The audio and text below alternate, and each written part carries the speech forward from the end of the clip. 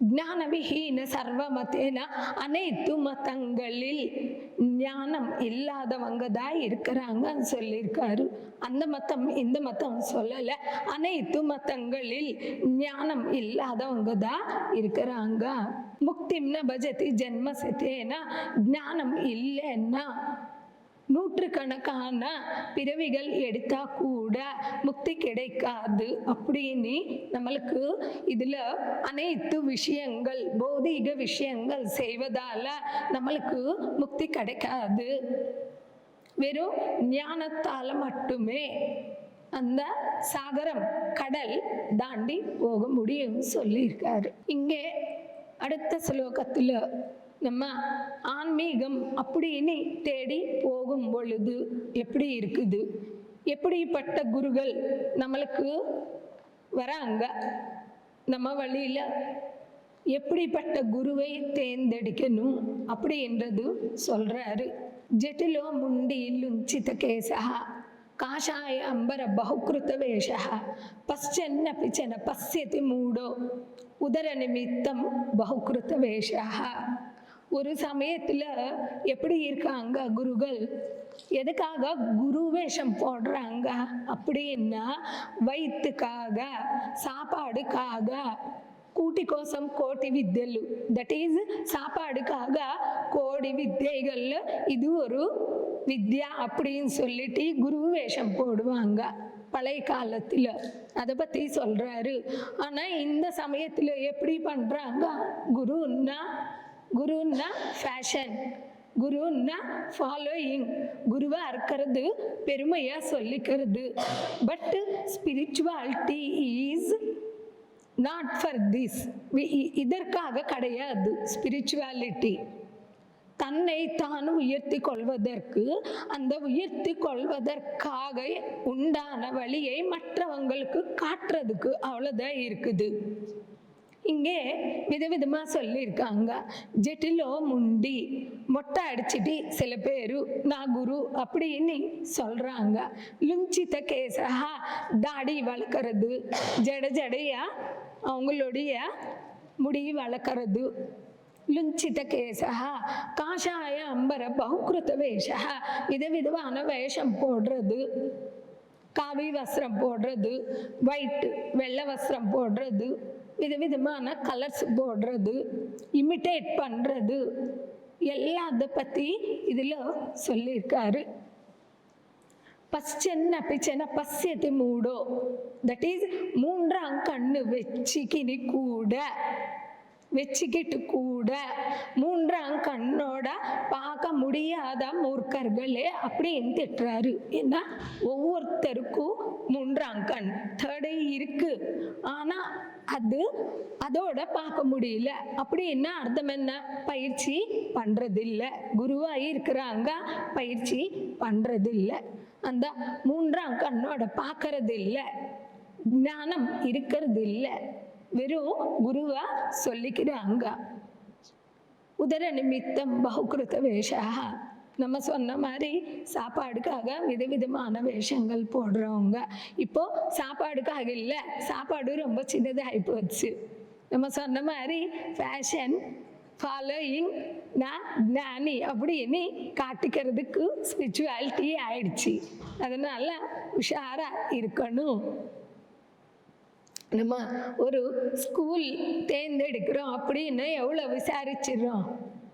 ஒரு குரு செலக்ட் பண்ணணும்னா எவ்வளோ விசாரிச்சிடணும், எவ்வளோ ஜாகிரதையாக இருக்கணும். அது இந்த ஸ்லோகத்தில் நம்மளுக்கு சொல்லியிருக்காரு. நெக்ஸ்ட்டு நம்ம என்ன செய்கிறோம் அப்படின்னா, தெரியாமலே அறியாமல தனத்தோட புனரப்பி ஜனனம் புனரப்பி மரணம் புனரப்பி ஜனனி ஜட்டரே செய்யணும் இஹ சம்சாரே பகுதுஸ்தாரே கிருபையா பாரே பாஹி முராரே. அதாவது ஞானம் இல்லாததுனால மறுபடியும் பிறக்கிறோம், மறுபடியும் போகிறோம் வரோம். புனரப்பி ஜனனம் புனரப்பி மரணம் புனரப்பி ஜனனி ஜட்டரே செய்யணும். சாப்பிட்றோம், தூங்குறோம், தாய் கர்ப்பத்துக்குள் வர்றோம், மறுபடியும் ரிப்பீட்டடாக வரோம் கர்ப்பத்துக்கு. இஹ சம்சாரே பகுதுஸ்தாரே கிருப்பையா பாரே பாஹி முராரே. எதவருக்கும் இந்த கலாட்டா எல்லாம் இருக்குது. முராரி கிருஷ்ணரா ஆகிற வரைக்கும் எத்தனை பேருக்கு தெரியும் முராரி கிருஷ்ணருடைய பேரு அப்படின்னு? தெரியுமா? சொல்லுங்க மேம், கை தூக்குங்க. முராரின்னா கிருஷ்ணர், கிருஷ்ணர்னா ஆன்ம ஜானம் பிரம்ம ஜானம்.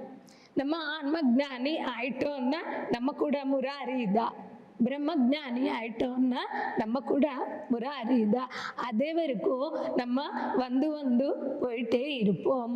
அதனால ஆன்ம ஜானம் பெற வேண்டும் அப்படின்னு சொல்லிட்டு இந்த ஸ்லோகத்தில் சொல்லியிருக்காரு. இன்னொரு ஸ்லோகத்தில் அவரே என்ன சொல்றாருன்னா, பகவத்கீதா கிஞ்சிதீதா கங்கா ஜலலவ கணிகா பீதா சக்ருதபி ஏன முராரி சமர்ச்சா கிரியதே தஸ்யமேன சர்ச்சா. அதாவது இந்த உடல் விட்டு மேல உலகங்களுக்கு போகும் பொழுது, தட் இஸ் ஆஸ்ட்ரல் வேர்ல்ட்ஸ் அப்படின்னு சொல்றோம், போகும் பொழுது யமன் கேட்பாரா? என்ன கேட்பாரு? நீ கீழே பூமிக்கு போய் வந்துட்டியே, பகவத்கீதை படிச்சு வந்துட்டியா இல்லையான்னு கேட்பாரா. அடுத்த கங்கா ஜலலவ கணிகா பீதா, தட் இஸ் அந்த காஸ்மிக் எனர்ஜி நம்மளோட எச்சலோட சேர்ந்து நம்ம ஒரு துளி அது மிழுங்கி வந்தோமா இல்லையான்னு கேட்பாரா. அதாவது பயிற்சி பண்ணிட்டியா, பகவத்கீதை படிச்சிட்டியான்னு கேட்பாரா. இது ரெண்டும் பண்ணா அவர் நம்மளை உட்கார வச்சு மீட்டிங் வைக்க மாட்டாரா? செய்யலைன்னா உட்கார வச்சு மீட்டிங் பண்ணுவாரா? ஏன் கீழே போயிட்டியே, கம்முன வந்துட்டியே, ஏன் புக்கு படிக்கல, ஏன் தியானம் செய்யல, முராரி சமர்ச்சா, ஏன் கொஞ்சம் ஆன்ம ஜானம் பெற்று வரல, ஏன் சும்மா போய் சாப்பிட்டு தூங்கி வந்துட்டியான்னு கேட்பாரா. அதனால டெய்லி என்ன பண்ணணும்? பகவத்கீதை படிக்கணும், தியானம் பண்ணணும், ஆன்ம ஞானத்தை கொஞ்சமாவது பெற வேண்டும். நேற்று விட இன்னைக்கு அப்டேட் ஆயிட்டோமா இல்லையா, இனி விட நாளைக்கு கொஞ்சமாவது 1% ஒரு மார்க்காவது அப்டேட் ஆயிட்டோமா இல்லையா, நம்மளை நாம செக் பண்ணிக்கணும். அடுத்த இதுக்கு உண்டான வழி சொல்றாரு. சத்சங்கத்வே நிசங்கத்வம், நிசங்கத்வே நிர்மோகத்வம், நிர்மோகத்வே நிச்சல சித்தம், நிச்சல சித்தே ஜீவன் முக்திஹி. முக்தி வேண்டும் அப்படின்னு சொல்லி எல்லோரும் கேட்போம், ஆசைப்படுவோம். ஆனா முக்திக்கு என்ன பண்ணணும்? சும்மா வராது இல்லையா, முக்தி வராது. ஃபர்ஸ்ட் என்ன பண்ணணும்? சச்சங்கத்வே நிசங்கத்வம். சச்சங்கம் சத்தியத்துடன் இணைந்து இருக்கணும், சங்கம் அட்டாச் ஆகி இருக்கணும். எதோட? சத்தியத்தோட. சத்தியம்னா ஆன்மாவுடன் இணைந்து இருக்கணும். சச்சங்கத்வே நிசங்கத்வம். நிசங்கத்வம் அப்படின்னா நான் attachment, that is attachment to detachment. attachment to detachment தனியாக இருக்கக்கூடாது எப்போவுமே. attachment to detachment என்ன? குடும்பம் வேணும், உடல் வேணும், சொசைட்டி வேணும், எல்லாத்துலயும் இருக்கணும். ஆனால் டிட்டாச்சாக இருக்கணும். அதுதான் நிசங்கம். உலகத்தோட இருப்போம், ஆனால் தொடர்புல இருக்க மாட்டோம். தொடர்புன்னா பேசுவோம், பழகுவோம், ஆனால் இங்கே மட்டும் நான் ஆன்மா என்பது மட்டுமே இருக்கும். எப்பொழுது அப்படி இருக்குதோ யாரோட நம்மளுக்கு அட்டாச்மெண்ட் கிடையாது. அதுக்கு தான் மௌனம் ப்ராக்டிஸ் பண்ணுறதே. மௌனத்தால் அந்த ப்ராக்டிஸ் ஈஸி ஆகிடும். நிசங்கத்வம். நிசங்கத்வே நிர்மோகத்வம். எப்பொழுது நான் அட்டாச்மெண்ட்ல இருக்கிறோமோ மோகம் கிடையாது. மோகம்னா என்ன? ஃபர்ஸ்ட் அது மீனிங் தெரிஞ்சுக்கலாம். இது இல்லைன்னா நான் இருக்க முடியாது. இந்த உடல் இல்லைன்னா என்னால் தாங்க முடியாது. உடலுக்கு ஏதாவது ஆயிடுச்சுன்னா தாங்க முடியாது. இல்லை, என் பசங்க இல்லைன்னா என்னால் தாங்க முடியாது. இந்த பொசிஷனில் இல்லைன்னா என்னால் தாங்க முடியாது அப்படின்னு சொல்லி இந்த பௌதீக விஷயங்களோட அட்டாச் ஆகி இருக்கிறோமோ அவற்றின் மீது டிட்டாச்மெண்ட் வரும். மோகம் இருக்காது. அது இருப்பேன், அது இல்லைன்னா கூட நான் இருப்பேன் அப்படின்னு இருக்கிற ஒரு ஸ்டேட்டுக்கு வரும். மோகத்துக்கு உதாரணம் நம்மளுக்கு தெரியும், சொல்ல முடியுமா? மோகத்துக்கு உதாரணம் பாரதத்தில் திருதராஷ்டிரர். துரியோதனர் எதை சொன்னால் ஓகேன்னு சொல்லுவார், அது ராங்கா ரைட்டாக கூட பார்க்க மாட்டார். மோகம் நிர்மோகத்வே நிச்சல சித்தம்.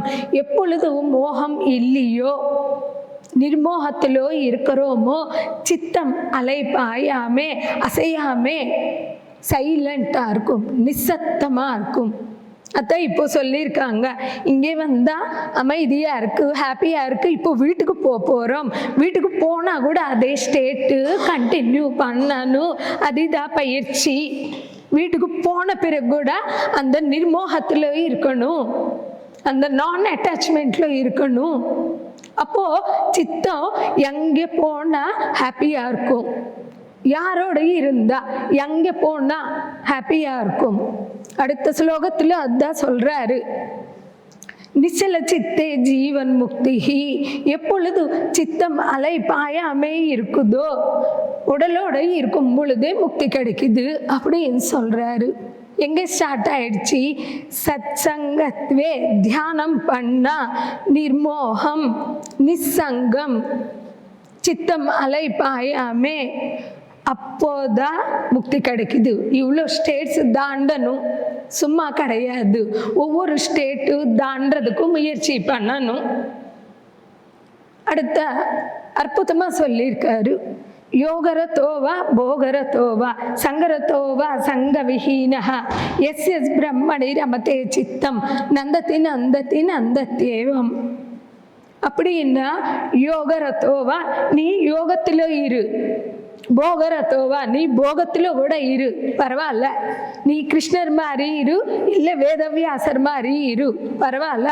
யோகரதோவா போகரதோவா சங்கரதோவா சங்க விஹீனஹா சமூகத்தோட இரு, இல்லை சமூகத்துக்கு தூரமாக இரு, ஒரு காட்டில் இரு, ஹிமாலயஸில் இரு, இல்லை பிரமிட்ல இரு. சங்க விஹீனஹா எஸ் எஸ் பிரம்மணி ரமதே சித்தம். நீ எங்கே இருந்தாலும் எப்படி இருந்தாலும் உன்னுடைய சித்தத்தில் நான் பிரம்மன், நான் ஆன்மா, நான் தெய்வம் அப்படின்றது நீ ஸ்டாண்ட் பண்ணி வச்சா, ஸ்திரம் பண்ணி வச்சா, எஸ் எஸ் பிரம்மணி ரமதே சித்தம் நந்தத்தி நந்தத்தி நந்தத்தேவம். சந்தோஷம் சந்தோஷம் சந்தோஷம். அப்போ எங்கே இருந்த என்ன, வீட்டில் இருந்த என்ன, பிரமிட்ல இருந்த என்ன, காட்டில் இருந்த என்ன, ராஜ்ய பரிபாலனை செய்தால் என்ன. ஒரு மோடி இருக்காரு, அவர் எந்த ஸ்டேட்ல இருக்கிறாரு, சேம் ஸ்டேட்ல இருக்கிறாரு. அதனால தான் அவ்வளோ பெரிய நாட்டு ஈஸியாக பரிபாலனை செய்ய முடியுது. நான் அட்டாச்மெண்ட் எங்கே இருந்தாலும் அது கடைப்பிடிக்க வேண்டும். ஒரு கிருஷ்ணர் இருக்காரு, ராஜ்யம் இருக்குது, 8 மனைவி இருக்குது, அனைத்தும் சங்கீதத்தோட டான்ஸோட கொண்டாட்டமாக வாழ்க்கை இருக்குது. பத்மபத்திரமை வாம்பசா தாமரை இலை மேல நீர்த்துளி போல இருக்கிறாரு, அனைத்தோட இருக்கிறாரு, அனைத்து அனுபவிக்கிறாரு, ஆனா எதோட ஒட்டாமே இருக்கிறாரு. அப்படி இருக்கிறது தான் உண்மையான ஆன்மீக வாழ்க்கை. இதுக்கு வழி என்ன அப்படின்னு பார்த்தீங்கன்னா, பிராணாயாமம், பிரத்யாகாரம், நித்திய விவேக விசாரம், ஜாப்பிய சமேத சமாதி விதானம், குருவவதானம், மகதவதானம். அதாவது பிராணாயாமம், ஹட்டயோக பிராணாயாமம் சொல்லலை, தட் இஸ் பிரீத்திங் எக்ஸசைஸ் சொல்லலை. சுகமய பிராணாயாமம், சுகமாக வர போகிற மூச்சியை கவனிப்பது தான் சுகமய பிராணாயாமம். பிராணாயாமம் பிரத்யாகாரம், பிரத்யாகாரம்னா another food, cosmic energy, cosmic energy மூலமாக வர அனுபவங்கள், ஆன்மாவுக்கு வர அனுபவங்கள் பிரத்யாகாரம். அடுத்த அற்புதமான பாயிண்ட் சொல்லியிருக்காரு, நித்திய அநித்திய விவேக விசாரம். விவேகம் அப்படின்னா நம்மளுடைய புத்தி ஹை ஸ்டேட்டுக்கு போகும் பொழுது விவேகம் அப்படின்னு சொல்லப்படுது.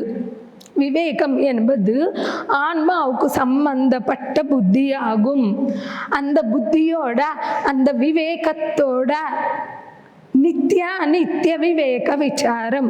நித்தியம் என்ன, அனித்தியம் என்ன, பர்மனெண்ட் என்ன, டெம்பரரி என்ன, எதற்காக நான் அழுவுறேன், எதற்காக நான் டென்ஷன் படுறேன், இது இருக்குமா போகுமா, இருந்து போகுமா அப்படின்றது விவேகத்தோட விசாரம் செய்யணும். ஒரு நோய் வருது, பயந்துடுறோம். ஆனால் கொஞ்சம் உட்காந்து யோசிச்சா விவேகத்தோட இது போகும், வருது இல்லையா, நேற்று இல்லை இன்னைக்கு வருது, நாளைக்கு போகும், அப்போ அது டெம்பரரி. அதே போல் நிறைய விஷயங்கள் இருக்கும். ஆனால் ஆன்மா சாஸ்வதமானது. அதுக்கு என்ன செய்யணுமோ அதற்காக தவிர்க்கணுமே தவிர்த்து மற்ற எந்த விஷயத்துக்கு தவிர்க்க வேண்டிய அவசியம் கிடையாது. நித்திய அனித்திய விவேக விசாரம் அனைத்தும் வரும், இருக்கும், போகும். அந்த போகிற விஷயங்களை பிடிச்சி நம்ம தான் கஷ்டப்படுறோம், விட்டு அது போயிட்டே தான் இருக்கும். ஜாப்பிய சமேத சமாதி விதானம். ஜாப்பிய சமேதா அப்படின்னா ஜபம் விடாம செய்கிறோம் இல்லையா, அதை போல நம்மளுடைய பயிற்சி விடாமுயற்சியோட இருக்கணும். பயிற்சி நல்ல சாதனை இருக்கணும் அப்படின்னு சொல்லி கிளியராக மென்ஷன் பண்ணியிருக்காரு. ஜாப்பிய சமயத்தை சமாதி விதானம். சமாதின்னு அர்த்தம் என்னன்னா சமாதானம் தெரிஞ்ச நிலை தான் சமாதி நிலை. No question state. நம்ம வாழ்க்கை பற்றி நோ கொஸ்டின்ஸ், இந்த சிருஷ்டி பற்றி மற்ற விஷயங்கள் பற்றி நோ கொஸ்டின். அனைத்தோட கோ வித் ஃப்ளோ, கரெக்டாக தான் போயிட்டு இருக்குது அப்படின்னு புரிஞ்சிக்கிறது தான் சமாதி நிலை. ஜாப்பிய சமயத்தை சமாதி விதானம், குரு அவதானம், மகதவதானம், இதுதான் சரியான அவதானம், சரியான அனலைஸ், சரியான ரீசர்ச். அதோட நம்ம போகிறோன்னு அர்த்தம். இதுதான் மகாங்கள் நம்மளுக்கு ஈஸியாக எதை விட்டுடணும் எதை கடைப்பிடிக்கணும் அப்படின்னு சொல்லிட்டு ஆதிசங்கரர் கொடுத்திருக்காரு. அவருக்கு நம்ம ஒரு கிளாப்ஸோட நன்றி தெரிவிச்சுக்கலாம். Thank you masters, thank you.